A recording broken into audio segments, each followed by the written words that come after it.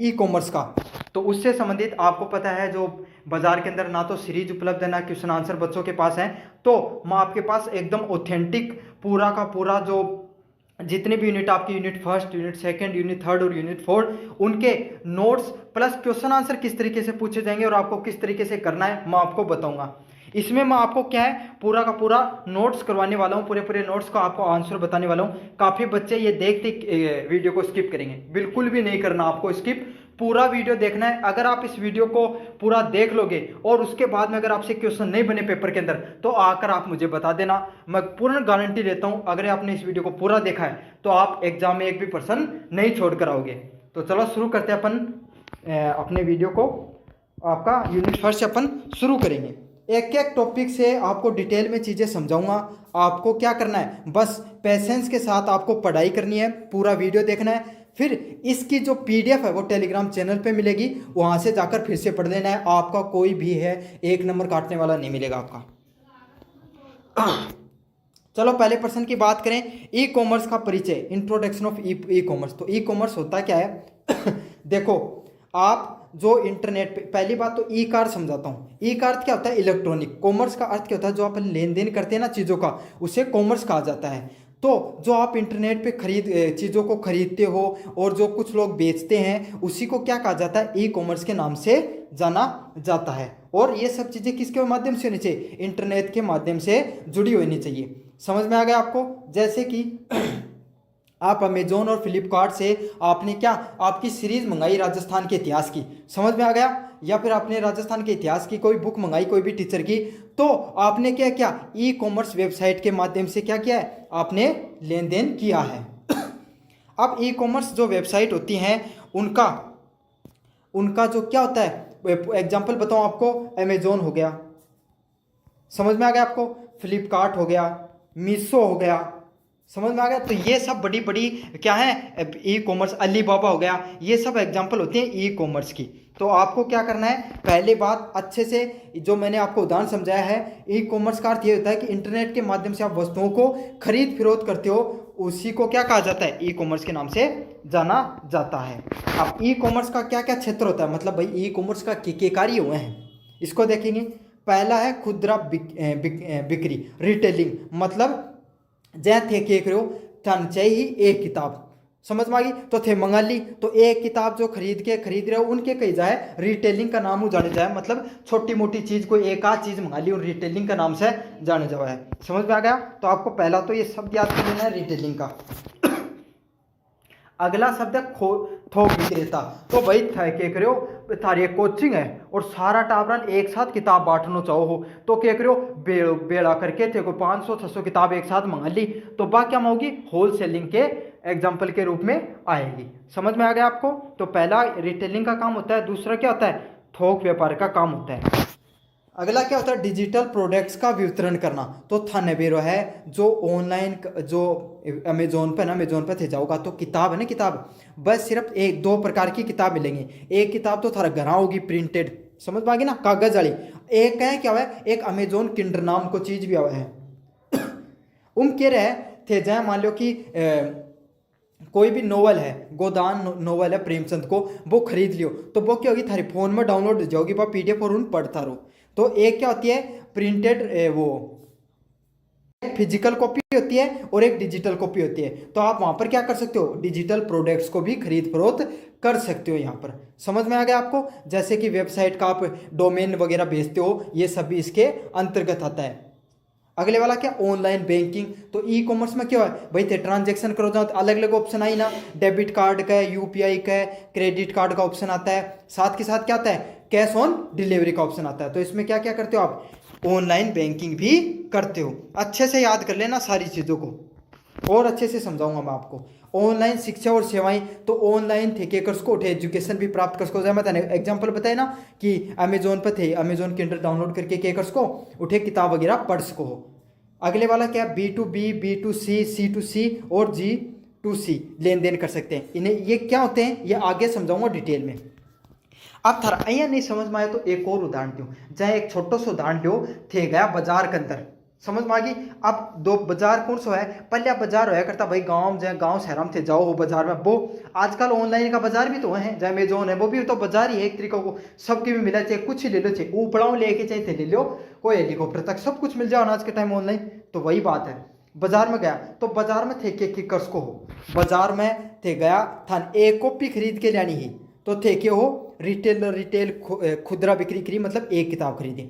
फिर क्या यहाँ समझ लो कि थारो ब्याह है, थारे शादी है घर में, और थे गया बेड़ो सारो गुणो सारो सामान खरीद के लिया है सारो ब्याह को शादी को, समझ में आ गई। तो थे के करो थोक व्यापार को काम करो, समझ में आ गया। वैसे थोक व्यापारी भी हुई, लेकिन बच्ची थारा कौन समझ में आगी, અહીંયા समझ लो। दूसरा क्या आता है, अब ऑनलाइन बाजार में है, अब तो बाजार में कौन देखो व्यापारी क्या करी, एक दुकान वालों कोई सामान है एक दुकान वाला खरीद के दूसरा दुकान वाला बेच दे, क्या करी ना અહીંયા ऑनलाइन भी उसका है भाई, बात चीज़ तो फिजिकल है, ऑनलाइन भी तो उसका ना, थे कोई चीज़ खरीदी, जय मान लो मैं कोई अमेजोन पर चीज़ खरीदी और मेरी खुद की वेबसाइट पर जाके लिस्टिंग कर दी, और कोई आदमी खरीद ली उस चीज़ ने, समझ में आ गई। तो आप क्या कर सकते हो, उसे डिजिटल प्रोडक्ट का भी वितरण कर सकते हो। अच्छा, अब थे कोई चीज़ खरीदोगा तो पैसा तो लगेगा ना, तो आप मान लिया डिजिटल कैश को यूज करा, और भैया अगर ऑनलाइन चीज़ करें तो ऑनलाइन बैंकिंग का यूज करेंगे, तो अच्छे से आपको सारा क्षेत्र याद हो गया ना। मैं कोशिश करता हूँ आपको रियल एग्जांपल देकर अच्छे से चीज़ों को समझ में आ जाए, क्योंकि काफ़ी बच्चे होते हैं वो नॉन टेक्निकल बैकग्राउंड से होते हैं, उनको इतनी चीज़ों की समझ नहीं होती, उनको भी चीज़ें समझ में आ जाए। अगले वाला क्या है, ई कॉमर्स आधारित गतिविधि। तो ई कॉमर्स में थे के गतिविधि कर सको, पहलो है ऑनलाइन विज्ञापन। पहला क्या उदाहरण आता है, पहला उदाहरण है ऑनलाइन विज्ञापन। तो देखो कदे भी दीपावली आओ, होली आओ, रक्षाबंधन आओ, हमेशा क्या होगी, big Amazon sale, big Flipkart sale, big Meesho sale चलिया करी ना, तो वो क्या विज्ञापन के अलावा है। तो ई कॉमर्स पर क्या कर सको थे, विज्ञापन कर सको। अगले वाली क्या है, ग्राहक की सेवा। तो ग्राहक की सेवा भाई, कोई कस्टमर ने थे कोई भी चीज़ बेच, तो थे कोई भी अमेजोन या फ्लिपकार्ट पर चीज़ खरीदो, तो सब पहले क्या देखोगा कि भाई पहले की रेटिंग देखो कितनी है, और नीचे कमेंट देखो अगला क्या कमेंट कर रखा है, देखो ना फीडबैक और रेटिंग देखते हो ना आप हमेशा, तो उसी को क्या कहा जाता है, ग्राहक सेवा के नाम से जाना जाता है। इससे क्या होता है, जो प्रोडक्ट बेचता है उसको पता चल रहा है कि अपनी क्वालिटी में कहाँ कमी है, अपने को क्या सुधार करना चाहिए, इन सब चीज़ों का पता चल जाता है। अगले वाला क्या, डिजिटल भुगतान भी करते हो। तो आपको पता, वो तो मैंने बता दिया था भाई, अमेजोन फ्लिपकार्ट से शायद ही आप में से कोई ऐसा होगा जिसने कभी कोई चीज़ खरीदी नहीं होगी, तो वहाँ पे क्रेडिट कार्ड का ऑप्शन होता है, यूपीआई का ऑप्शन होता है, डेबिट कार्ड का, नेट बैंकिंग का ऑप्शन होता है, तो वहाँ पे क्या होता है, डिजिटल भुगतान का भी ऑप्शन होते हैं। अगले वाला क्या, ऑर्डर प्रोसेसिंग। तो आपको पता है अमेजोन फ्लिपकार्ट पे आप करते हो, तो पहले क्या दिखाओगे, यो ऑर्डर है ना, आप आज अगर आज करो थे ऑर्डर, तो 5 दिन बाद में क्या होगा, वो डिलीवर हो जाओगे।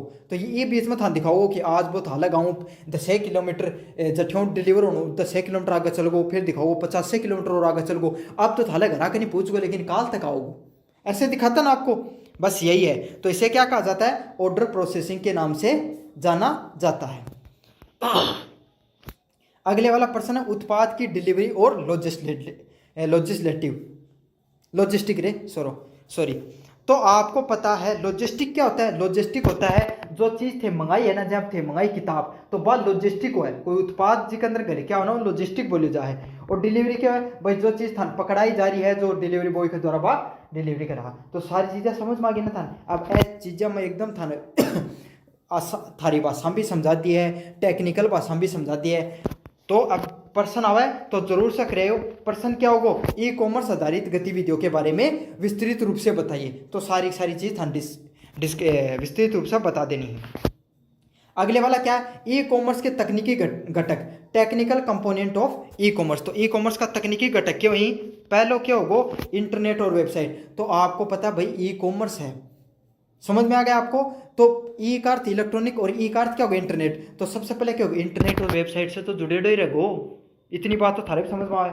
दूसरी बात क्या है, वेब सर्वर और डेटाबेस। तो ये जो आपका है, ये जो थे जाके थे तो टक दे खरीद लियो कोई चीज़ अमेजोन फ्लिपकार्ट पर, लेकिन वो सारा डाटा है, जो वेबसाइट का डाटा है, वो सब कहाँ पर स्टोर होता है, वेब सर्वर और डेटाबेस पर स्टोर होता है। जैसे आपका घर होता है ना, वहाँ पर चीज़ें कहाँ पर रखते हो आप, कहाँ पर रखते हो, गोदाम के अंदर। ऐसे ही ऑनलाइन की जितनी भी चीज़ें हैं ना, वेबसाइट वगैरह खोल रहे हो आप, यूट्यूब पर वीडियो पड़े हुए हैं, इनके भी बड़े बड़े स्टोर होते हैं, ऐसे पूरे गांव के गांव खरीद के रखते हैं, और वहाँ पर सर्वर होते हैं, उन्हें क्या बोला जाता है, वेब सर्वर के नाम से और डेटाबेस के नाम से जाना जाता है। समझ में आ गया ना। ऐसा नहीं है कि कोई हवा में चल रही है सारी चीज़ें, नहीं, इनको भी स्टोर करने के लिए, जैसे आपके कंप्यूटर में हार्ड डिस्क रहती है ना, जहाँ थारा फोन में रैम और रोम है, यहीं बड़े बड़े बड़े बड़े सेंटर होते हैं, वहाँ पर जो हाई लेवल की चिप लगी होती है, उनमें ये सब डाटा वो स्टोर होकर रखता है। समझ में आ गया। उसको किस नाम से जाना जाता है, वेब सर्वर डेटाबेस के नाम से जाना जाता है। अगले वाला पॉइंट क्या, साइबर सिक्योरिटी। तो थाने बेरो भाई इंटरनेट पर कोई भी चीज़ चालो, साइबर सिक्योरिटी जरूरी हुआ है। अगले वाला क्या है, इलेक्ट्रॉनिक पेमेंट सिस्टम। तो इलेक्ट्रॉनिक पेमेंट सिस्टम भी इसके अंदर होता है। इलेक्ट्रॉनिक पेमेंट वो वही बात है, यूपीआई, वो नेट बैंकिंग हो गया, ये सब इसके ऑप्शन होते हैं। मोबाइल एप्लीकेशन, तो आपको पता है अमेजोन हो गया, मिशो हो गया, किसी का भी हो गया, तो इसमें मोबाइल एप्लीकेशन होते हैं ना सभी के, अपने वेब भी होते हैं, वेबसाइट पे भी कर सकते हो आप, और ऐप पर भी करते हो। तो आप तो 90% बच्चे हैं जिसने अमेजोन या फ्लिपकार्ट से कोई चीज़ खरीदी है, तो वो कहाँ से खरीदी है, वो एप्लीकेशन से ही खरीदी होगी, ऐप से ही खरीदी होगी। तो समझ में आ गया आपको सारी चीज़ें अच्छे से। अगले के वाला क्या है, ई कॉमर्स एप्लीकेशन। तो ई कॉमर्स की जो एप्लीकेशन होते हैं, ऐप होता है भाई, उनका क्या क्या कार्य होता है अपने को ये बताना है। तो उनका क्या कार्य होता है, ऑनलाइन शॉपिंग। तो भाई आया तो आज को नहीं थे अमेजोन पर खरीद के, और क्या देख आप क्या करने लगे, वहाँ पर वीडियो गेम खेलने लगे, ऐसा तो होगा नहीं। हाँ, मैं मूवी वाला एग्जाम्पल देते जब, तो आप तो कहते थे सर अमेजोन का सब्सक्रिप्शन भी होता है, लेकिन ऐसा नहीं है। आप वहाँ पर ऑनलाइन शॉपिंग के लिए जाओगे, साथ के साथ नेट बैंकिंग का भी यूज करते हो। आपको पता है ना अमेजोन का तो वो भी चलता है, यूपीआई भी चलता है, ई टिकट बुकिंग, और काफ़ी ई टिकट वगैरह भी बुक कर सकते हो। ऑनलाइन एजुकेशन, डिजिटल मार्केटिंग, वो सब चीज़ें आप इन ऐप पर कर सकते हो। डिजिटल मार्केटिंग क्या होती है, जो भी चीज़ आप खरीद फरोख्त कर रहे हो उसी को क्या कहा जाता है, डिजिटल मार्केटिंग के नाम से जाना जाता है। तो अब तक आपको ये तो पता चल गया होगा कि अगर ई कॉमर्स का कोई पर्सन आए, उसमें 3-4 चीज़ें कॉमन है, net banking, online shopping, digital marketing. समझ में आ गए नई चीज़ें, तो याद कर लो शब्दन और डंगू लिखे। अगले वाला क्या है, ई कॉमर्स का ढांचा, फ्रेम ऑफ ई कॉमर्स। तो ई कॉमर्स का क्या ढांचा होता है भाई, ई कॉमर्स है ये जो चलता है, जहाँ मान लो कोई भी थारी कॉलेज है, तो कॉलेज के अंदर क्या होता है भाई, लैब होती हैं, क्लासेज होती हैं, प्रिंसिपल रूम होता है, स्टोर रूम होता है, ऐसे होता है ना हर जगह का भाई कोई एक ढांचा होता है। तो ये ऑनलाइन वेबसाइट है, ऐप है, ये कैसे चलती हैं इसके बारे में आपको बताना है। तो इसमें पहला क्या होगा, ग्राहक इंटरफेस। तो इनमें क्या क्या होता है, पहली चीज़ होती है वेबसाइट या ऐप पर चलती हैं ये सारी की सारी ई कॉमर्स की जितनी भी चीज़ें होती हैं, ये किस पे चलती हैं, ऐप या वेबसाइट पर चलती हैं। तो आपने कभी भी अमेजोन या फ्लिपकार्ट से कोई भी चीज़ खरीदी होगी, वो किस पे खरीदी होगी, क्या तो ऐप से खरीदी होगी या वेबसाइट से खरीदी होगी। समझ में आ गया आपको। अगले वाला क्या, बैक एंड सिस्टम। तो भाई बैक एंड में भाई थे तो चीज़ क्लिक कर ली, खरीद ली, लेकिन पीछे भी तो कोई प्रोसेस हुआ ना। कोई आदमी भाई वो उकन जय मान लो थे कोई चीज़ खरीदी, बार रामलाल की दुकान आ रही है, तो रामलाल का मैसेज आगो ना कि रामलाल जी जहाँ एक किताब को ऑर्डर है वो बुक करके भेजो, आ जाओ है ना। तो यही ये पीछे जो सिस्टम काम करता है उसे क्या कहा जाता है, बैक एंड सिस्टम के नाम से जाना जाता है, जिस जो किस पे कार्य करता है, आपके डाटा सेंटर व ईआरपी पर कार्य करता है। तो ये दोनों नाम याद रखना है। अगले वाला क्या है, लॉजिस्टिक और सप्लाई चेन। तो लॉजिस्टिक क्या होगा, मैं बताया रामलाल जी क्या करेंगे, पहले भाई किताब ने पैक करेंगे, बॉटल बाटल लगा के सारी चीज़ लगा के एकदम पैक करके देंगे अमेजोन के कार्ट के अंदर। फिर उसको क्या कि अमेजोन के जो सेंटर होते हैं वहाँ पर भेजा जाएगा, और फिर वो उसको आगे सप्लाई किया जाएगा, और डिलीवरी बॉय है वो आपको देकर जाएगा। तो ये जो सारा सिस्टम काम कर रहा है, रामलाल की दुकान से सिस्टम आया अमेजोन के हेडक्वार्टर सेंटर पे, फिर वहाँ से आया सब सेंटर पे, और फिर जो आपका गांव का सेंटर होता है वहाँ पर फिर आपके घर तक पहुँचा। तो इसे क्या कहा जाता है, इसे सप्लाई चेन के नाम से जाना जाता है। अगले वाला पॉइंट है भुगतान का गेटवे। तो भुगतान गेटवे क्या होगा, वो थाला घराड़ो गेट को नहीं, वो गेटवे क्या होता है, जो यूपीआई यूज करते हो आप, नेट बैंकिंग को यूज करते हो आप, जो एनएफटी या जो ट्रांजेक्शन्स का यूज करते हो, डेबिट कार्ड क्रेडिट कार्ड का यूज कर रहे हो, कैश ऑन डिलीवरी का ऑप्शन यूज कर रहे हो, तो उसी को क्या कहा जाता है, भुगतान गेटवे का नाम से जाना जाता है। समझ में आ गया ना आपको। भुगतान गेटवे क्या होगा, ये कौन सा गेट है, ये गेट है साहब इंटरनेट पर पैसा लेन देन को गेट। समझ में आ गया। तो इसको इस तरीके से याद कर लेना। अगले वाला क्या, मार्केटिंग और विज्ञापन। तो किस पे काम करेगा भाई, बिना मार्केटिंग का तो कोई धंधो चलेगा नहीं, मार्केटिंग जरूरी होती है ना। जैसे कि आपको समझाया, रामलाल की दुकान एक तो ऑनलाइन पे है और दूसरी की है भैया दुकान है, तो वो क्या बड़ो से बोर्ड लगा के रखना, रामलाल की स्टेशनरी की दुकान। तो वही है, मार्केटिंग और विज्ञापन करना भी किसी को बिजनेस को चलाने के लिए जरूरी होता है। तो ये सब भी उसके ढांचे के अंदर आएगा। तो ये सारे की सारी चीजें आपको अच्छे से याद कर लेनी है। अगले वाला है आपूर्ति श्रृंखला प्रबंधन, सप्लाई चेन मैनेजमेंट। तो एससीएम का क्या अर्थ होता है, कोई उत्पाद है ना, कोई भी रामलाल को उदाहरण जो तैयारी है अपना, तो मैंने आपको समझाया सप्लाई चेन मैनेजमेंट कैसे कार्य करता है। सप्लाई चेन मैनेजमेंट क्या काम किया, रामलाल ने क्या किया, अब रामलाल के पास किताबों की दुकान है और उसने अमेजोन पर लिस्टिंग कर रखी है, समझ आए। तो रामलाल है, उसके पास क्या किताबों का स्टॉक पड़ा हुआ है उसके पास मैसेज है अमेजोन की तरफ से कि आपको एक बुक है वो पैक करके देनी है, ठीक है। तो रामलाल के पास अमेजोन का मैसेज आया, रामलाल को कहा कि सुबह 9 बजे तक पैक हो जानी चाहिए। रामलाल रात न लागे और कर दी पैक किताबन करके, और सुबह क्या हुआ, एक ट्रांसपोर्ट का अमेजोन का ट्रांसपोर्ट का ट्रक आया, उस ट्रांसपोर्ट के ट्रक को दे दिया। समझ में आ गया। वो कहाँ पर लेके गया उसको, हेडक्वार्टर सेंटर है अमेजोन का, आपको मान लो जयपुर के अंदर, वहां पर लेकर गया। समझ में आ गया। किताब भी बड़ी दूरों आ रही है। फिर वो क्या, आपका जो डिस्ट्रिक्ट है, दौसा, करौली, भरतपुर, सीकर, जठे सभी थे, देख रहे हो, वहां पर आया। समझ में आ गया। और वहां से आपके गांव के पास आया ट्रांसपोर्ट होकर, और लास्ट में उसको एक व्यक्ति है वो आपको देकर गया, जिसे अपन डिलीवरी बॉय के नाम से जानते हैं। तो रामलाल ने जो पैक किया उसको स्टॉक के नाम से जानते हैं। जो सारी प्रोसेस के अंदर जो ये चीज ट्रांसपोर्ट हो रही है उसको किस नाम से जानते हैं, डिलीवरी को के नाम से जानते हैं, और सॉरी ट्रांसपोर्ट के नाम से जानते हैं। और लास्ट में जो आपको चीज आपके हाथ में आ गई उसे क्या जानते हैं, डिलीवरी के नाम से जानते हैं। तो समान उत्पाद के निर्माण से लेकर ग्राहक के हाथ तक पहुंचने तक जो प्रक्रिया होती है, उसी के जो कुशल संचालन होता है, उसी को किस नाम से जाना जाता है, सप्लाई चेन मैनेजमेंट के नाम से जाना जाता है। अब आप एक बात बताओ मुझे, सप्लाई चेन की एक पूरा मैनेजमेंट सिस्टम नहीं होगा तो मान लो रामलाल ने कहो कि 9 बजे तक, रामलाल सोचते हैं राम 2 दिन तक ही किताब पैक नहीं करो, तो अगला टाइम में पूछेगी, कौन पूछेगी, साथ के साथ क्या होगा, हेडक्वार्टर निकलने में 2-2 3-3 दिन लाग रहे हैं, तो कौन है उसका ना। तो इसीलिए जो ये सिस्टम है वो लागू किया जाता है ऑनलाइन कंपनियों के द्वारा, आपूर्ति श्रृंखला प्रबंधन। अगले वाला पॉइंट है ई कॉमर्स और ई बिजनेस। तो ई कॉमर्स केवल ऑनलाइन खरीद बिक्री पर केंद्रित होता है। अच्छा, ये आपको समझा दिया मैंने। ई बिजनेस क्या होता है, व्यापार की सभी डिजिटल गतिविधियां जैसे अकाउंटिंग, सप्लाई चेन, मार्केटिंग आदि। तो अगर कोई भी ई कॉमर्स के होगो मैं आपको अच्छे से समझाऊंगा। पहला एग्जांपल क्या, ई कॉमर्स क्या होगा, ई कॉमर्स पर जाए अमेजोन पे आपने क्या किया, अमेजोन पे आपने किताब को खरीदा, तो खरीद फरोख्त का कार्य सिर्फ इंटरनेट के माध्यम से हो, बाकी सारी चीजें ऑफलाइन तरीके से चले, तो उसे क्या कहा जाता है, ई कॉमर्स के नाम से जाना जाता है। अब ई बिजनेस क्या होगा, ई बिजनेस होगा, मान लो मैंने ये जो मैं आपको पढ़ा रहा हूं और मैंने ये पीडीएफ है ये मेरी वेबसाइट पे डाल दी universitychampion.com पर, और मैंने आपको कहा कि आप इस पीडीएफ के 10 रुपए देना, सॉरी 20 रुपए देना, और आप पीडीएफ पढ़ लेना। तो क्या होगा, आप गए वहां से पीडीएफ को डाउनलोड किया, 20 रुपए मुझे भेज दिया आपने, और क्या हुआ, आपने पढ़कर खुश हो गए, आपका पेपर देके आपका बहुत अच्छा पेपर हुआ।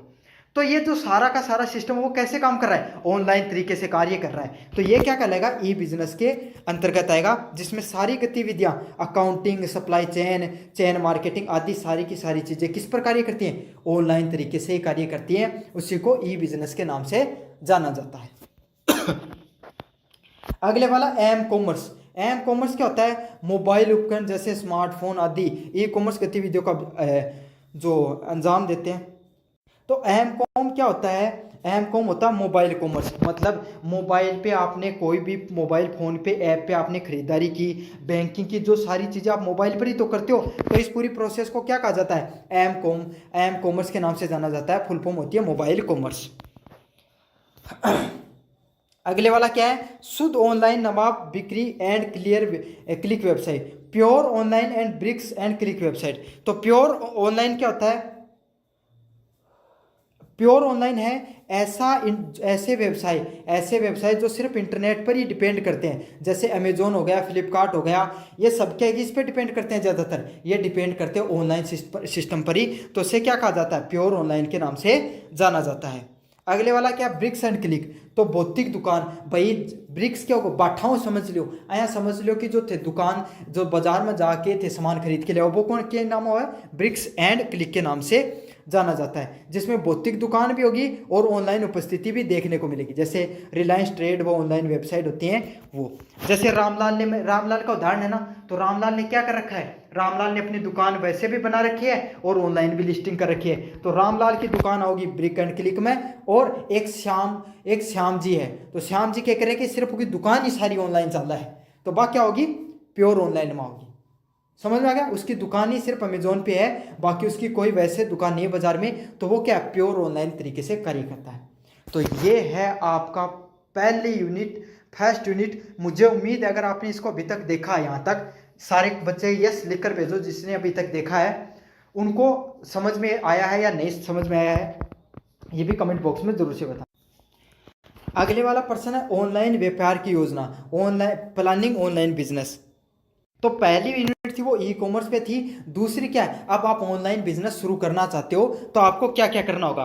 तो आपको पता है कोई भी बिजनेस, अगर कोई भी आप है बिजनेस या व्यापार को शुरू करना चाहते हो तो आपके पास क्या होनी चाहिए, एक योजना होनी बहुत जरूरी होती है। अब योजना क्यों होनी चाहिए, समझ लो रामलाल को उदाहरण हो, जो त्यार रामलाल क्या करना चाहिए, एक स्टेशनरी की दुकान खोलना चाहे, ऑनलाइन हो चाहे ऑफलाइन हो, दोनों में सेम ही चीज़ चलती है व्यापार में। तो उसको क्या क्या करेगा, सबसे पहले तो वो क्या करेगा, अपना उद्देश्य बनाओगे, पहले तो वो सोचोगे कि अपना दुकान खोलनी है। सबसे पहले कोई भी व्यक्ति क्या करता है, अपना उद्देश्य तैयार करता है। फिर क्या करेगा, फिर वो करेगा ग्राहक देखेगा कि भाई मैं ये दुकान खोलने जा रहा हूँ, इसके आसपास क्या यहाँ पर कोई स्कूल है, कॉलेज है, अगर ये है तो बहुत अच्छा होगा, दुकान अच्छे से चलेगी। या फिर मार्केट में और स्टेशनरी की दुकान नहीं हो, आसपास में कंपटीशन कम हो, तो क्या देखेगा, ग्राहकों को देखेगा। फिर क्या हो गया, उसको ये लगा कि अपन है ना ऑनलाइन डिजिटल भी आजकल अच्छा चलता है मार्केट, तो अपन ऑनलाइन भी लिस्टिंग कर लें। तो कौन सा मार्केट बढ़िया है, अमेजोन बढ़िया है, फ्लिपकार्ट बढ़िया है, मीशो बढ़िया है, तो क्या करेगा, डिजिटल मंच भी देखने को ले जाएगा भाई वो। फिर क्या करेगा भाई, अगर ऑनलाइन तरीके से अपनी चीज़ों को लिस्टिंग करना चाहता है तो तकनीक भी होनी चाहिए, इंटरनेट से उसका जुड़ाव होना चाहिए। समझ में आ गया, तो उसके पास क्या होनी चाहिए, तकनीक भी होनी चाहिए। फिर क्या होगा, ज़रूरतें और कानूनी पहलू, तो उसको थोड़ा बहुत चीज़ों के बारे में नॉलेज भी होना चाहिए कि भाई काफ़ी बार बच्चे लोग क्या करते हैं, आपको जो अमेजोन पे प्रोडक्ट मंगाए उसकी जगह दूसरा प्रोडक्ट वगैरह भेज देते हैं, तो इस सब चीज़ों का क्या कानूनी नॉलेज भी होना चाहिए। तो उसको सबसे पहले क्या होना चाहिए, लक्षित ग्राहक का नॉलेज होना चाहिए, डिजिटल मंच का, तकनीकों का और कानूनी पहलुओं का भी जानकारी होनी चाहिए। और योजना बनाते समय मार्केट में पूरी रिसर्च करे कि भाई जो चीज़ उसने खरीदी है, जो बेचना चाहता है, उसकी वास्तविकता में डिमांड है या भी नहीं है। साथ के साथ मैंने आपको उदाहरण देके बताया ना भाई, आसपास कोई और दुकान तो कोई नहीं, और दुकान होगी तो कंपटीशन बढ़ जाएगा, तो कितना कंपटीशन है उस सब चीज़ों का क्या करेगा, वो विश्लेषण करेगा। और सबसे मोटी बात, पैसा की भी जरूरत पड़ेगी तो फाइनेंसिंग चीज़ों का भी ध्यान में रखेगा। तो आपको प्रश्न आए ऑनलाइन व्यापार की योजना बनाते हुए आपको किन बातों का ध्यान रखना है, तो आपको ध्यान रखना रामलाल की बात का। समझ में आ गया, उसको क्या क्या चीज़ों का उसने ध्यान रखा, उसने सबसे पहले देखा, उद्देश्य बनाया सबसे पहले रामलाल ने, फिर उसने ग्राहक देखे, फिर उसने डिजिटल मंच देखा, फिर उसने तकनीकी ज़रूरतों को समझा, समझ में आया, फिर कानूनी पहलुओं को समझा, फिर क्या योजना बनाते उसने क्या देखा, मार्केट को समझा, रिसर्च की और कंपटीशन को देखा कि कितना है। अगला क्या है, इंटरनेट की प्रगति और गतिशीलता। तो आपको पता है इंटरनेट क्या है, इंटरनेट भाई एक वैश्विक नेटवर्क है, पूरी दुनिया से जुड़ा हुआ नेटवर्क होता है और सूचना को आदान प्रदान क्या करता है, तेजी से करता है। इसकी गतिशीलता का अर्थ है कि तकनीकी विकास करना, उपयोगकर्ता की भागीदारी और सेवाओं में विविधता। तो इसकी जो गतिशीलता है इसका अर्थ यही होता है कि तकनीक हो रही है, जो भी तकनीक निकल कर आती हैं उनका विकास होना चाहिए, उपभोक्ता की भागीदारी, तो ज़्यादा से ज़्यादा लोग हैं वो प्रोडक्ट वगैरह खरीदेंगे, इसके बारे में भी पता होना चाहिए, और अलग अलग प्रकार की चीज़ें भी मिलनी चाहिए। जैसे कि इंटरनेट पर ट्रैफिक, सुरक्षा, डेटा स्टोरेज, एप्लीकेशन इंफ्रास्ट्रक्चर समय के साथ बदलते रहते हैं। तो आपको भी पता है समय समय पर ऐप वगैरह में भी अपडेट आते हैं। एक टाइम था जब लोग टिकटॉक ज़्यादा चलाया करते थे। उस टिकटॉक से पहले क्या था, यूट्यूब ज़्यादा चलाया करते थे। फिर एक समय आया जब टिकटॉक ज़्यादा चलाने लगे। फिर एक समय आया जब लोग पबजी वगैरह ज़्यादा गेम खेलने लगे थे ऑनलाइन। फिर एक बार अब समझ आ रहा है कि लोग इंस्टाग्राम पर ज़्यादा एक्टिव रहते हैं। तो यही है कि समय के साथ क्या होता है, जो डेटा स्टोरेज के तरीके होते हैं, एप्लीकेशन के स्टोरेज वगैरह बदलते रहते हैं। पहले कीपैड के मोबाइल आते थे। फिर क्या होता था, आजकल ये क्या बोलने लगे आप, स्मार्टफोन वगैरह आए। फिर सेमी स्मार्टफोन आए जिसमें क्या होते थे, कीबोर्ड भी होते थे, टच भी होती थी। फिर आपके सामने स्मार्टफोन आ गए, अब फ्लिप वाले फ़ोन आने लगे। तो ये यही है कि इंटरनेट का ये कार्य होता है कि समय के साथ चीज़ें बदलती रहती हैं। अगले वाला क्या है, इलेक्ट्रॉनिक बिजनेस मॉडल। तो इलेक्ट्रॉनिक जो बिजनेस मॉडल है वो किस तरीके से कार्य करता है ये मैं आपको समझाऊंगा। क्या होता है, पहला B2B, business to business model. तो इसमें क्या होता है रामलाल और श्यामलाल दोनों के दोनों क्या कर रहे हैं, आपस में जो चीज़ों का आदान प्रदान कर रहे हैं। रामलाल क्या थोक व्यापारी है, वो कंपनी से डायरेक्ट चीज़ें लाता है। ऐसे समझ लो कि उसने पूरा एक गोदाम भर रखा किताबों का। सॉरी, श्यामलाल को समझ लो, उसने क्या किया, कंपनी की किताब थी, क्लासमेट की कंपनी में गया। श्यामलाल वो क्या किया, क्लासमेट की कंपनी में गया और उसने एक ट्रक भरकर क्या कर लिया, क्लासमेट की कॉपियों को मंगा लिया। फिर क्या होगा, रामलाल को किताब की जरूरत थी तो उसने क्या कहा, उसने ऑर्डर किया कि भाई 5,000 कॉपियाँ मेरे पास भी भेज देना। तो ये क्या, एक व्यापारी से दूसरे व्यापारी के बीच में जो लेन देन होता है उसको क्या कहा जाता है, बिजनेस टू बिजनेस व्यापार के नाम से उसको जाना जाता है। तो ये कैसे होता है, जैसे निर्माता और थोक व्यापारी के बीच में जो बिजनेस होता है, व्यापार होता है, उसको B2B, बिजनेस टू बिजनेस के नाम से जाना जाता है। और अगला क्या है, B2C। तो अब रामलाल के पास आप गए और बोले कि भाई मुझे कॉपी दे दो। तो आप दोनों के बीच में व्यापार हुआ, वो क्या हुआ, B2C, बिजनेस टू कस्टमर। समझ में आ गया। जैसे इनका उदाहरण है फ्लिपकार्ट व अमेजोन। तो वहाँ पर क्या होगा, व्यापारी होगा और व्यापारी से कौन खरीदेगा, अपन सब चीज़ें खरीदते हैं ना। अगले बार क्या, कंज्यूमर टू कंज्यूमर। तो क्या होता है, जैसे कि मैं उदाहरण बताऊं, जैसे आप दो दोस्त हो, तो आपका दोस्त कोई कॉपी खरीद के लेकर आया, लेकिन आपका दोस्त कोई कॉपी खरीद के लाया लेकिन उसको जरूरत नहीं थी। तो उसने क्या कहा, उसने कहा कि ये ले, तू ले इस कॉपी को और मेरे को 50 रुपये दे दे। तो आपस में आपने व्यापार कर लिया, उसे क्या कहा जाता है, कंज्यूमर टू कंज्यूमर के नाम से जाना जाता है। और इसके ऑनलाइन में क्या उदाहरण होते हैं, OLX पे क्या कर सकते हो आप, पुरानी चीज़ों को बेच सकते हो। समझ में आ गया, क्विकर हो गया, ये सब किसके उदाहरण होते हैं, OLX, बिजनेस टू बिजनेस के उदाहरण होते हैं। अगले वाला बिजनेस, कंज्यूमर टू बिजनेस। तो इसमें क्या होता है, तो इसमें क्या होता है, फ्रीलांसिंग होती है। जैसे कि एक बड़ी कंपनी है, समझ लो रिलायंस की, समझ गया। या ऐसे समझ लो, मेरा उदाहरण ले लो आप, मेरा क्या काम है, कंटेंट बनाने काम, आपको पढ़ाने का काम है। तो आप में से कोई एक स्टूडेंट है, उसको मैंने हायर कर लिया कि घर बैठे ही कि तू एक काम किया कर कि मेरे पास जितना भी कंटेंट हो उसको बना दिया कर, मैं तेरे पास कंटेंट भेज दूंगा। तो वो क्या होगा, वो क्या कहलाता है, कंज्यूमर टू बिजनेस। तो मैं हूँ एक बिजनेसमैन के रूप में मान लीजिए और उसको कंज्यूमर के रूप में मान लीजिए। तो ग्राहक द्वारा सेवाओं को प्रदान करना किस में आता है, बिजनेस टू कंज्यूमर में आता है। इसके उदाहरण है फ्रीलांसर और फीवर। अगले वाला बिजनेस टू गवर्नमेंट। तो सरकारी निकायों के सेवाओं को उत्पाद करना किस में आता है, इसमें आता है। जैसे कि सरकारी सड़क बनाना, कोई सरकारी हॉस्पिटल बनाना, ये किस में आएंगे, बिजनेस टू गवर्नमेंट में आएंगे। तो ठेकेदार वगैरह जो चीज़ें बनाते हैं सरकार के लिए, वो किस में आते हैं, B2G में आते हैं, बिजनेस टू गवर्नमेंट में आते हैं। तो मुझे उम्मीद है कि सारी चीज़ें आपको अच्छे से समझ में आ गई होगी। बस इनके उदाहरण आप अच्छे से याद कर लेना। समझ में आ गया। आपको दिक्कत होगी सिर्फ C2B में, कंज्यूमर टू बिजनेस में, लेकिन उसका मैंने उदाहरण देके बता दिया। अगर मोहित सर किसी आप में से एक स्टूडेंट से कंटेंट बना रहे हैं और वो उसे कंटेंट बनाकर दे रहा है, तो वो किस में आएगा, कंज्यूमर टू बिजनेस में आएगा। अगले वाला पॉइंट है वेबसाइट डिजाइनिंग। तो वेबसाइट डिजाइनिंग में क्या होता है, एक वेबसाइट है, वो ऑनलाइन व्यापार का चेहरा होती है। तो आपकी पता है, जैसे कि आपकी एक फिजिकल दुकान होती है बाजार के अंदर, वैसे ही ऑनलाइन दुकान क्या होती है, एक वेबसाइट के रूप में होती है। वेबसाइट डिजाइनिंग कैसा होना चाहिए भाई, कोई भी वेबसाइट खोलो जहाँ, तो उसमें क्या होना चाहिए, पहली बात दिखने में बढ़िया होनी चाहिए भाई। कोई भी चीज़ आदमी ज़्यादा देर के देखोगे, दिखने में बढ़िया होनी चाहिए, यूजर फ्रेंडली होना चाहिए। तो आपको पता, आप दो वेबसाइट हैं, एक वेबसाइट तो खुलने में 1 घंटा लगाने लग गई, तो आप उसको खोलोगे नहीं खोलोगे। ऐसी वेबसाइट खोलोगे जिसको क्लिक करते ही तुरंत खुल जाएगी। साथ के साथ मोबाइल रिस्पॉन्स, अगर उस पर आपको कोई दिक्कत आ जाए तो तुरंत रिस्पॉन्स मिल जाए, ऐसा भी होना चाहिए। तेज होनी चाहिए, लोडिंग स्पीड होनी चाहिए और सुरक्षा उपाय होने चाहिए। तो ये सारी की सारी चीज़ें उसके अंदर होनी चाहिए।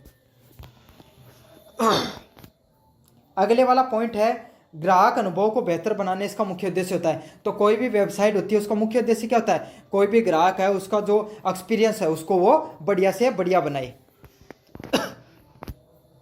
अगले वाला पॉइंट है ऑनलाइन व्यापार की आवश्यकताओं का आकलन करना। तो assessing the requirement of an online business. तो इसका ऑनलाइन व्यापार में ग्राहक आवश्यकताओं का आकलन किस आधार पर किया जाता है, लक्ष्यित बाजार और ग्राहक कौन है। तो आप कैसे रिक्वायरमेंट करोगे कि भाई तो आपको पता है कि वो पहली चीज क्या देखेगा, लक्षित बाजार ग्राहक। तो क्या देखेगा,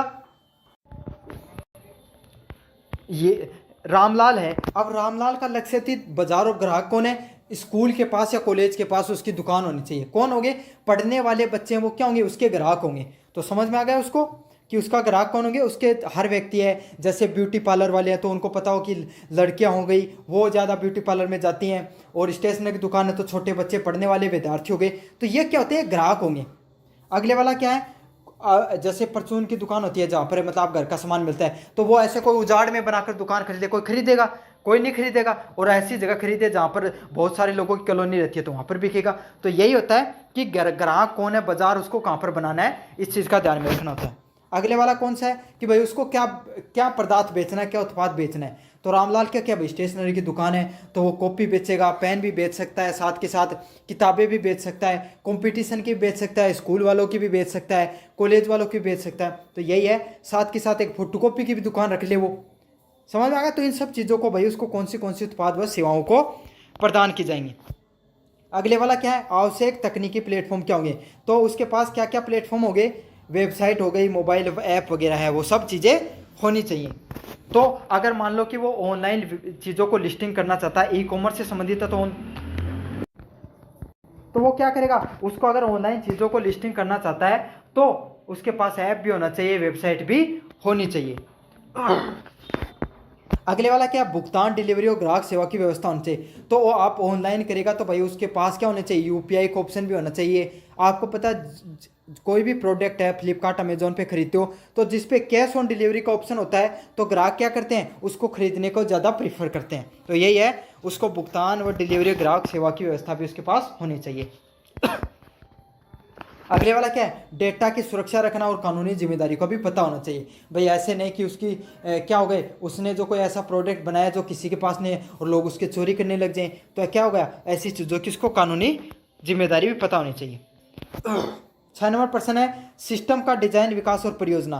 तो डिजाइनिंग क्या क्या होती है वेबसाइट में, पहले वो डिजाइनिंग। तो डिजाइनिंग में क्या क्या होता है, यूजर इंटरफेस। तो कोई भी ऐप होगा उसका यूजर इंटरफेस मतलब आप चलाते हो तो ऐसा ऐप होना चाहिए जो क्या हो, यूजर के फ्रेंडली हो, यूजर अगर आप यूज कर रहे हो तो उसको चलाने में आपको ज़्यादा परेशानी ना हो। अगला क्या, नेविगेशन स्ट्रक्चर, डेटा फ्लो और वेबसाइट लेआउट बनाना। तो क्या होगा, नेविगेशन स्ट्रक्चर मतलब आप कोई भी वेबसाइट बना रहे हो उसमें आपको ये पता चले कि आपके ग्राहक कहाँ कहाँ से हैं। अगले वाला क्या, डेटा फ्लो और वेबसाइट लेआउट बनाना। तो डेटा फ्लो मतलब, डेटा फ्लो का अर्थ होगा कि आपने जो जो प्रोडक्ट उस पर लिस्टिंग करना चाहते हो उन सब चीज़ों का पता होना चाहिए। और वेबसाइट का लेआउट मतलब जो आप स्टार्टिंग में खोलते हैं ना वेबसाइट पे जो जो चीज़ें देखते हैं आपको उसको लेआउट के नाम से जाना जाता है। तो पहला कार्य क्या होता है, कोई भी चीज़ को बनाने में, ऐप या वेबसाइट को बनाने में उसकी डिजाइनिंग का कार्य होता है। अगले वाला क्या होगा, डेवलपिंग। तो डेवलपिंग में क्या होगा, वेब एप्लीकेशन बनाना। तो आप सबसे पहले भाई उसको बनाओगे वेबसाइट को तो सबसे पहले क्या करना पड़ेगा, आपको एप्लीकेशन या ऐप बनाने के लिए कोडिंग वगैरह करवानी पड़ती है। फिर क्या होगा, डेटाबेस और बैक एंड का कोडिंग तैयार करना। तो आप क्या करोगे, डेटाबेस या जो पीछे की कोडिंग होती है उसको तैयार करोगे।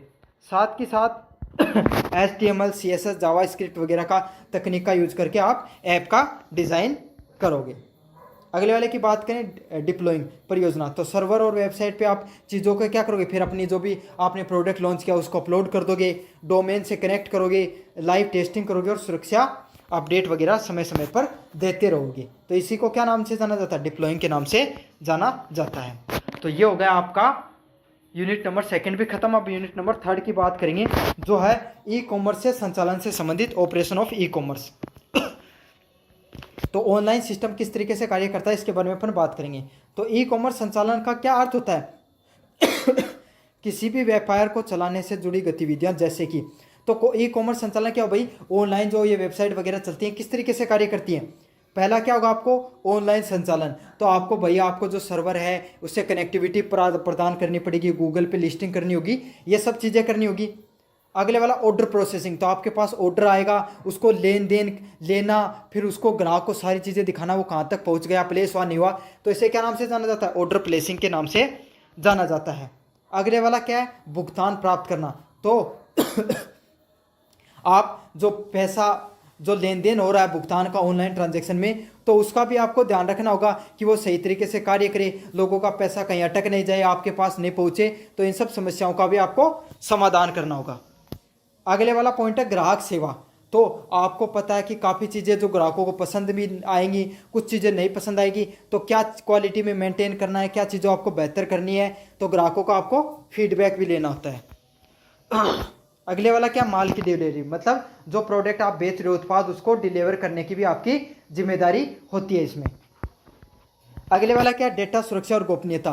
तो जो डेटा आपको पता है भाई ग्राहक का, आप क्या करते हो, जो credit card, debit card, UPI ID का ट्रांजैक्शन होता है, तो उन सब चीज़ों की जानकारी रहती है, पर्सनल जानकारी रहती है, उसका पता होता है। तो इन सब चीज़ों की आपको क्या करनी पड़ेगी? उस डाटा की सुरक्षा रखनी पड़ेगी, कोई हैकर वगैरह उसको चुरा ना ले।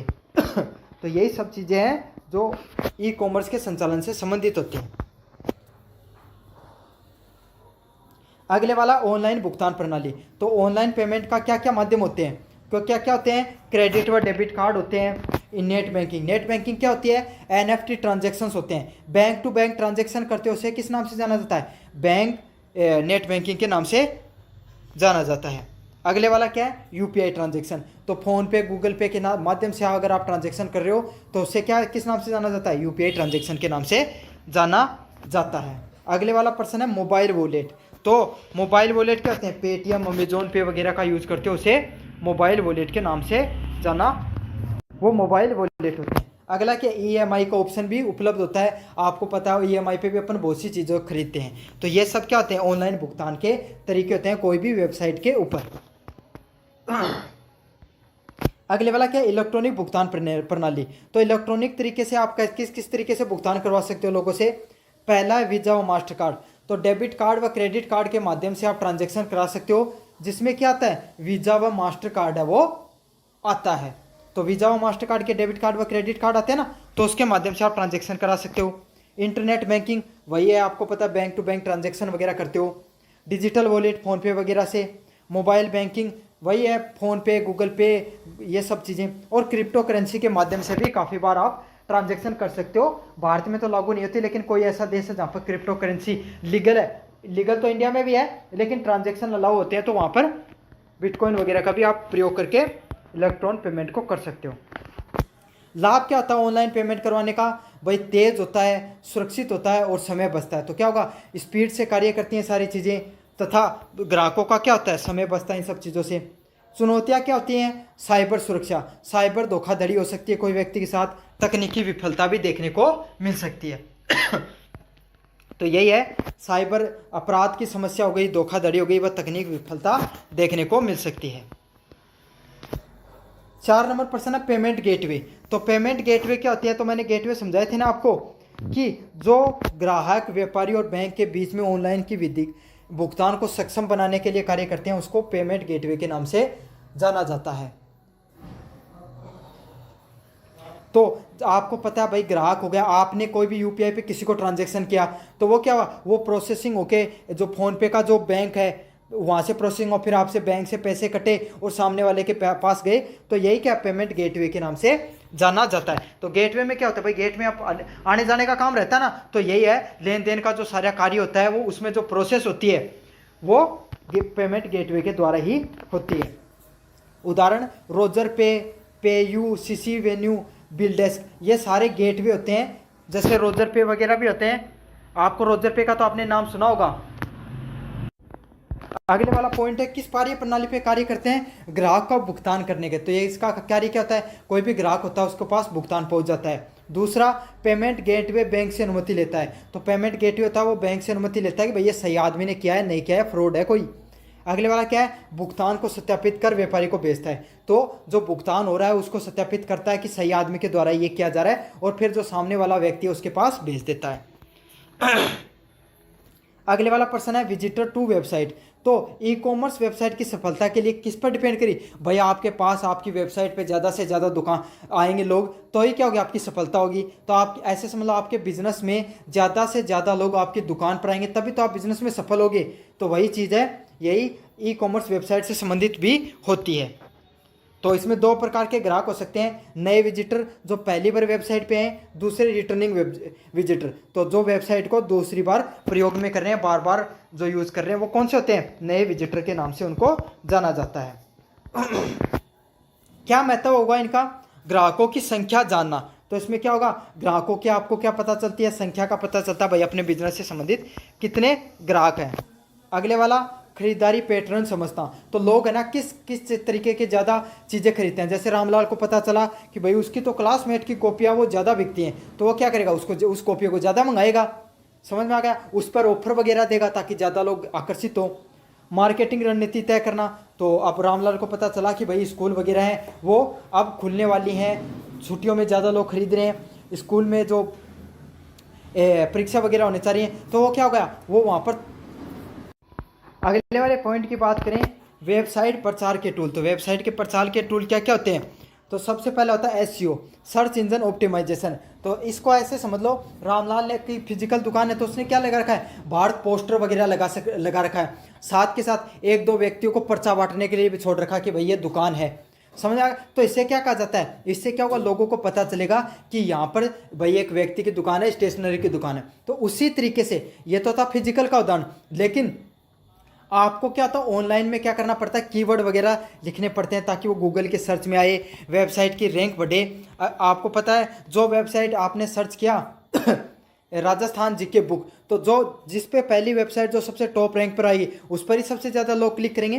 तो वो कैसे आती है, एसईओ के द्वारा आती है, सर्च इंजन ऑप्टिमाइजेशन के द्वारा आती है। अगले वाला SMO, social media optimization. Social media optimization क्या होता है, फेसबुक इंस्टाग्राम आदि से प्रचार करना। तो आप देखते हो फेसबुक इंस्टाग्राम के माध्यम से लोग क्या करते हैं, तो रामलाल ने भाई अपनी दुकान को क्या इंस्टाग्राम अकाउंट बना दिया और वहाँ पर उससे संबंधित वो ऑफर दे रहा है कि भाई ये दे रहा हूँ, मेरी दुकान ऐसी है, रीले बनाने लग गया। तो उसकी क्या दुकान है वो और ज़्यादा प्रचलित हो गई। साथ के साथ उसने ऐड चला दिया फेसबुक पे या गूगल पे, तो उससे भी वो क्या हो सकता है, और ज़्यादा प्रचलित हो सकता है। तो इसको किस नाम से जाना जाता है, सोशल मीडिया ऑप्टिमाइजेशन के नाम से जाना जाता है। अगले वाला क्या, ईमेल मार्केटिंग। तो भाई क्या हो गया, ऑनलाइन है तो ऑनलाइन में कोई भी वेबसाइट आप उस पर क्लिक करते हो तो वो हमेशा आपको ईमेल आईडी और पासवर्ड जरूर मांगता है। तो इससे क्या फ़ायदा होता है, उनके पास आपकी ईमेल आ जाती है और ईमेल पे वो आपको पास मैसेज करते रहते हैं। तो आपने ये तो देखा ही होगा, आपका ईमेल खोलते हो तो सोशल का एक ऑप्शन होता है ईमेल में, सोशल का, उस पर क्लिक करना, आपको बहुत सारी चीज़ें देखेंगी, अलग अलग वेबसाइट वाले हैं वो आपको क्या भेज रहे हैं, ऑफर वगैरह भेज रहे हैं। तो इसे क्या कहा जाता है, ईमेल मार्केटिंग के नाम से जाना जाता है। अगला गूगल एडवर्ड और ऑनलाइन विज्ञापन करना। तो गूगल से ऐड वगैरह लगाकर भाई वो ट्रैफिक ला रहा है तो उसे गूगल एडवर्ड के नाम से जाना जाएगा, और ऑनलाइन विज्ञापन करवाकर और ज़्यादा ट्रैफिक ला रहा है तो उसे और ज़्यादा फायदा होगा। अगला इन्फ्लुएंसर मार्केटिंग। तो भाई को इंस्टाग्राम पे बहुत ज़्यादा पॉपुलर व्यक्ति है, उसको बुला लिया और प्रचार कराया कि भाई रामलाल की दुकान है, यहाँ पर बहुत अच्छा सामान बेचता है, मैं भी यहीं पर किताब लाकर खरीदता हूँ। तो उससे क्या होगा, उसकी मार्केटिंग बढ़ेगी। तो इन्फ्लुएंसर मार्केटिंग भी आप कर सकते हो। आपने देखा होगा ना, काफ़ी यूट्यूबर करते हैं प्रचलित कि भाई ये इस ऐप को डाउनलोड कीजिए, मैं तो इस ऐप से ही पढ़ता हूँ। तो वो क्या होता है, इन्फ्लुएंसर मार्केटिंग के नाम से जाना जाता है।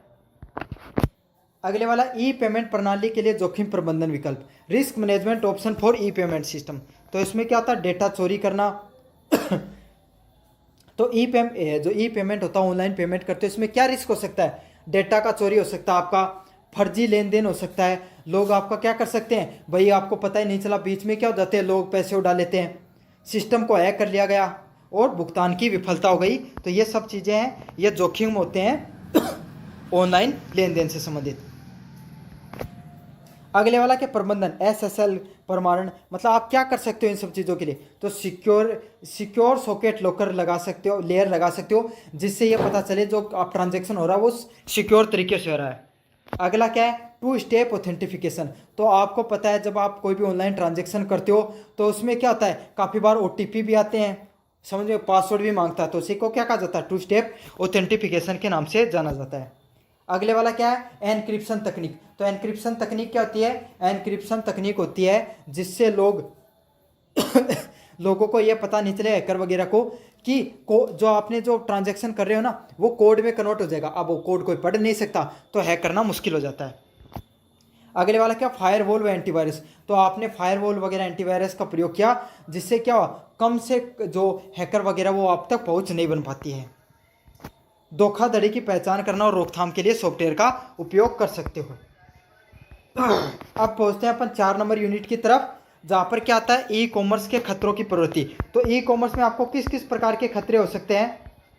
पहले वाला है, इसमें क्या क्या हो सकता है, आपको ऑनलाइन में क्या क्या खतरे होते हैं। पहले हैकिंग, तो ऑनलाइन वेबसाइट या सर्वर तक कोई भी हैकर वगैरह पहुंच गया, वो फ्रॉड कर सकता है, गलत तरीके से चीज़ों कर सकता है, उससे क्या हो सकता है, हैकिंग हो सकती है। अगले वाला फिशिंग, तो लोग नकली ईमेल बनाकर, नकली वेबसाइट बनाकर भी आपके प्रोडक्ट को बेच सकते हैं। लोगों के पास फेक जो चीज़ें होते हैं, जैसे एडिडास की जगह विबास के जूते पूछते हैं, तो वही होता है, उसे फिशिंग के नाम से जाना जाता है। अगले वाला क्या होगा, डाटा की चोरी होना। तो मैंने आपको दान बताया था ना, आपका जो डाटा हो गया, जो आपके बैंक अकाउंट की डिटेल हो गई, आपके पास जो अमेजोन वगैरह पे जितना भी डाटा होता है, आप क्या चीज़ें खरीदते हो, आपका एड्रेस पता क्या, वो सब चीज़ें क्या हो सकती हैं, चोरी हो सकती हैं। अगला क्या, डीओस, डिनाइल ऑफ सर्विस का हमला। ये क्या होता है, आपकी वेबसाइट बहुत अच्छी चलती है तो आपका कॉम्पिटिटर वो क्या करेगा, वो आप बोट भेज देगा, मतलब रियल नहीं, फेक लोग भेज देगा वेबसाइट पे बोट वगैरह। तो उससे क्या होगा, बहुत ज़्यादा लोग पहुंच जाएंगे वेबसाइट पे। अब बहुत ज़्यादा लोग पहुंच जाएंगे तो क्या हो जाएगा, सर्वर क्रैश हो जाएगा और आपकी वेबसाइट चलनी बंद हो जाएगी। जैसे बड़ी सेल आती है 12 बजे 1 बजे, तो क्या होता है, वेबसाइट क्रैश हो जाती है ना, वो वगैरह होता है, उसे डीओस के नाम से जाना जाता है। अगला क्या, वायरस व मॉलवेयर। तो आपकी वेबसाइट पे कोई बग या वायरस छोड़ दिया, जिससे क्या आपका सिस्टम चलना कम हो गया, तो इसी को क्या कहा जाता है, सिस्टम व मॉलवेयर के नाम से जाना जाता है, भी नुकसान पहुंचा सकते हैं। अगला क्या है, ग्राहकों और सेवा प्रदाताओं की सुरक्षा। तो आप जो ग्राहक हैं और जो सेवा प्रदान करने वाले, उनकी किस प्रकार से क्या कर सकते हो, सुरक्षा कर सकते हो। पहला, डेटा इंक्रिप्शन से, जानकारी को कोडिंग के रूप में सुरक्षित करके।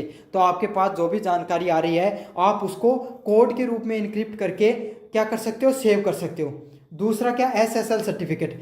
तो वेबसाइट की सुरक्षा की दृष्टि से तो आप क्या कर सकते हो, सुरक्षित वेबसाइट बना सकते हो SSL का सर्टिफिकेट लेकर, जिससे क्या होगा, आपकी वेबसाइट पे हर कोई व्यक्ति है वो उसकी नकली वेबसाइट वगैरह नहीं बना सकता, वह मॉलवेयर वगैरह नहीं बेच सकता। अगला क्या, पासवर्ड सुरक्षा और OTP। तो आप क्या कर सकते हो, आपके जो ग्राहक होते हैं उनको OTP या पासवर्ड वगैरह लगा सकते हो, जिससे क्या हो, फ्रॉड होने से चीज़ें बच सके। अगले वाला क्या है, फायरवॉल व एंटीवायरस। तो एंटीवायरस वगैरह का भी यूज कर सकते हो, पहले बता दिया मैंने। दूसरा क्या, क्लाउड और सर्वर साइड ऑथेंटिफिकेशन। तो क्लाइंट और सर्वर साइड ऑथेंटिफिकेशन का क्या अर्थ होता है, जैसे आपने अमेजोन पे कोई चीज़ खरीदी, तो क्या होगा, आपने पेमेंट कर रहे हो, उस तरफ आपकी तरफ क्या होगा, पहले जो अमेजोन है वो आपके पास मैसेज भेजेगा कि आप हमारे पास पेमेंट कर रहे हो, क्या आपके द्वारा किया जा रहा है। तो ये होगा, क्लाइंट और सर्वर के बीच में ऑथेंटिफिकेशन हो रहा है, दोनों तरफ से पहचान को सत्यापित किया जा रहा है, तो इससे कम फ्रॉड होने के चांसेस होते हैं। अगले वाला, साइबर सुरक्षा अधिनियम। तो सूचना जो IT एक्ट 2002 के तहत क्या है, भारत सरकार के द्वारा 2000 में एक नियम लागू किया गया था, जिसमें इलेक्ट्रॉनिक रिकॉर्ड, ई कॉमर्स और साइबर अपराध से संबंधित जो कानून है, नियम कायदे बने थे। तो इसकी मुख्य धाराएं क्या क्या है, जो 2000 एक्ट की। तो धारा आर्टिकल 43, अनाधिकृत उपयोग से डाटा आने। तो कोई भी व्यक्ति, आप उसका डाटा है उसके बिना अनुमति के बेच नहीं सकते। धारा 66 किससे संबंधित है, हैकिंग से संबंधित है, रट लेना आपको। धारा 66 पहचान की चोरी से संबंधित है, कि कोई भी व्यक्ति है उसकी फेक आप ID वगैरह बनाकर चीज़ें कर लेते हैं ना, उसको पहचान की चोरी से संबंधित होता है, या नकली वेबसाइट बना ली। अगला है 66D, धोखाधड़ी से जुड़ा फिशिंग। तो लोगों के साथ क्या कर सकते हो, आप नकली वेबसाइट बनाकर उसके साथ धोखाधड़ी कर रहे हो लोगों के साथ, उसे 66D में आता है वो। अगला क्या, 67 अश्लील सामग्री का प्रसारण कर रहे हो। धारा 72, गोपनीय जानकारी का उल्लंघन करना। तो इसमें बताऊं आपको, सिक्योर इलेक्ट्रॉनिक रिकॉर्ड और डिजिटल हस्ताक्षर करना। तो secure electronic record and digital signature, इसमें क्या होता है, डिजिटल सिग्नेचर क्या होते हैं, आपको पता है डिजिटल सिग्नेचर आपके फिजिकल सिग्नेचर की तरह होते हैं, लेकिन जो वो क्या होता है डिजिटली ऑथेंटिफाई होते हैं सरकार की तरफ से। अगर आप किसी भी जो ऑनलाइन चीज़ों पर वो सिग्नेचर कर देते हो तो क्या हो जाएगा, वो सत्यापित हो जाती है कि वो चीज़ सही व्यक्ति के द्वारा ही किया गया है। तो ये डिजिटल सर्टिफिकेट अथॉरिटी के द्वारा ये सब बनाए जाते हैं। अगले वाला क्या, प्लेंटी। तो आपको पता IT एक्ट 2002 के तहत अगर आप दोषी पाए जाते हो तो आप पर 1 करोड़ रुपये तक का जुर्माना लग सकता है, 3 साल तक की सज़ा हो सकती है और दोनों एक साथ संभव हो सकते हैं। और अगर आप डेटा चोरी करते हुए पकड़े जाते हो तो 5 लाख तक का जुर्माना और 3 साल तक की सज़ा हो सकती है। अगला क्या है, न्यायालय निर्णय। तो 5 करोड़ के मामले में एडजस्टिंग ऑफिसर नियुक्त किए जाते हैं और बड़े मामले में साइबर अपीलेंट ट्रिब्यूनल है, वो उच्च न्यायालय में अपील की जा सकती है। तो आप इन सब उच्च न्यायालयों में जा सकते हो, इन सब अधिकारियों के तहत ये सब चीज़ें आती हैं। तो ये था आपका ई-कॉमर्स से संबंधित कंप्लीट रिवीजन, वो मैंने आपको करा दिया है। कैसा लगा वीडियो ज़रूर से बताना और अपने दोस्तों को ज़रूर से शेयर करना। धन्यवाद।